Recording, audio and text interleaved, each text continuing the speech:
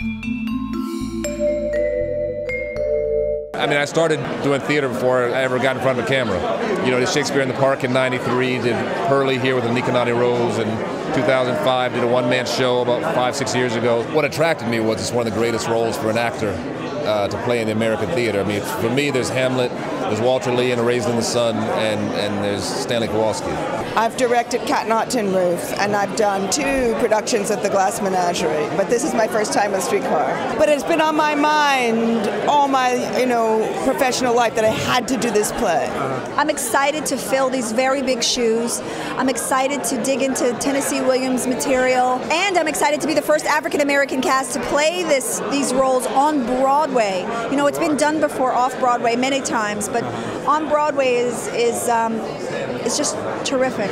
You get a lot of roles where controversial character is made controversial for the sake of it, but really this play is a classic among classics. So well written.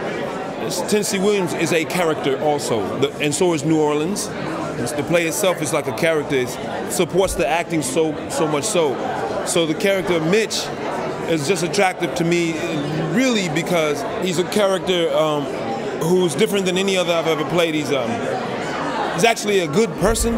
She's trying to keep, fire and gunpowder from coming together. She's trying hard to make peace with these 2 people that she loves very much, and having to make a choice. She really has to make a choice. When people think of Stanley, they think of the brute, the animal, the ape, and all the disgusting, vulgar, greasy, all of those things. And you don't really necessarily get it as much in watching the film. But when you read it, you realize how humorous and how funny Stanley really is. Because you're right, he's zinging Blanche all day long, and a lot of times it's just sarcastic, it's wry, and it's funny. I've made tiny little shifts and changes to make it accurate and authentic to New Orleans and to Black New Orleans. But I made fewer than you would think, almost none. And if we are doing it right, you won't, after a while, notice that at all.